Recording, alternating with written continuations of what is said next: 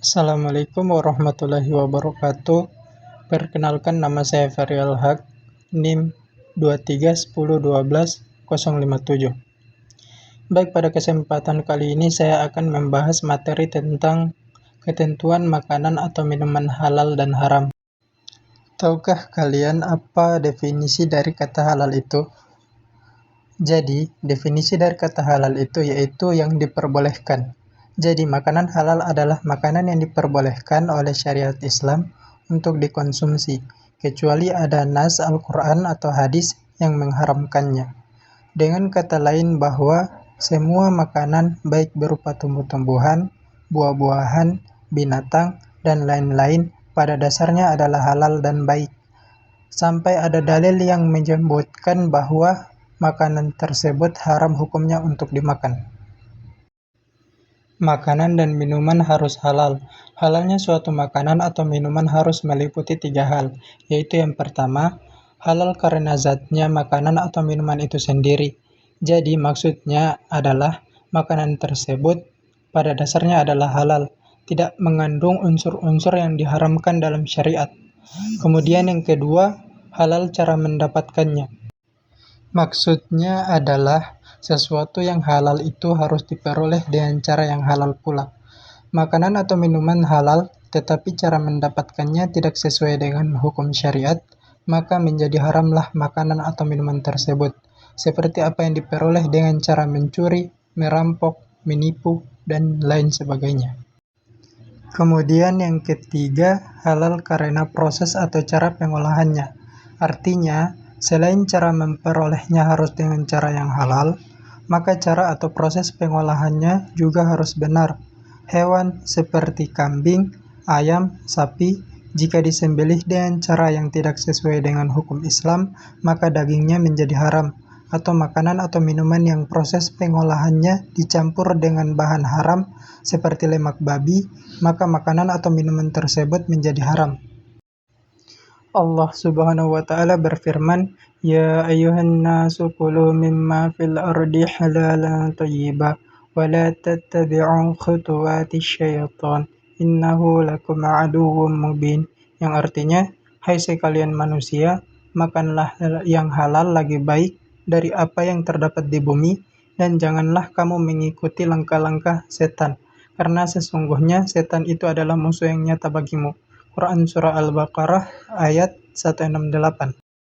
Kemudian ayat yang kedua, wa kulu mimma razaqakumullahu halalan thayyiban wattaqullaha alladzi antum bihi mu'minun. Yang artinya, dan makanlah makanan yang halal lagi baik dari apa yang Allah telah rezekikan kepadamu, dan bertakwalah kepada Allah yang kamu beriman kepadanya. Quran Surah Al-Maidah ayat 88.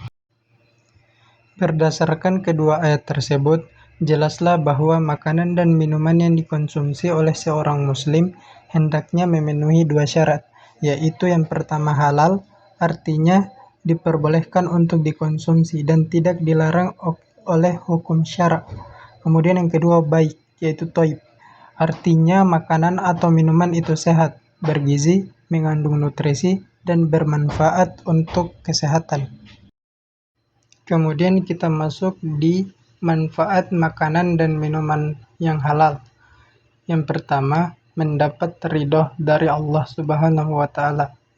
Kemudian yang kedua, menumbuhkan akhlakul karimah, yaitu karakter positif, dan terhindar dari akhlak mazmumah, yaitu karakter negatif.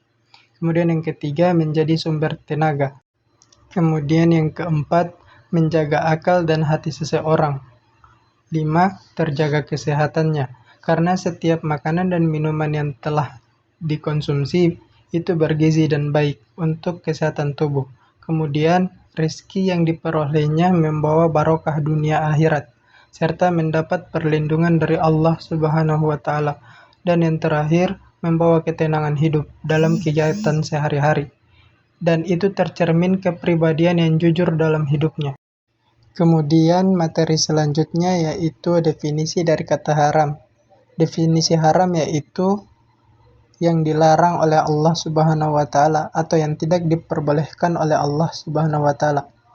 Makanan dan minuman yang haram adalah segala jenis makanan dan minuman yang diharamkan dan tidak diperbolehkan untuk dikonsumsi berdasarkan nas, petunjuk dalam Al-Quran dan hadis.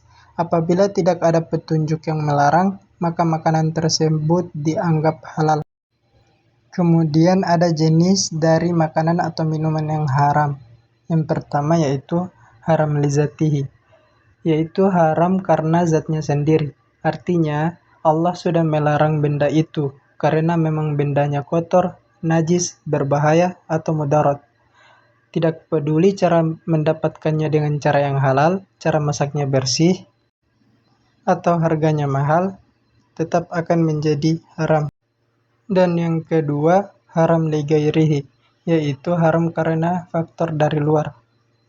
Makanan atau minuman yang aslinya halal, zatnya bersih dan baik, tapi akan menjadi haram karena ada faktor dari luar yang bikin haram. Faktor luarnya itu bisa dari cara mendapatkannya, cara mengolahnya, maupun efeknya. Dan kita masuk di pembahasan yang terakhir yaitu dampak dari makanan atau minuman haram itu sendiri. Yang pertama, amal ibadah tidak diterima. 2. Makanan dan minuman haram merusak jiwa. 3. Bahaya bagi kesehatan. Dan yang keempat, menghalangi terkabulnya doa.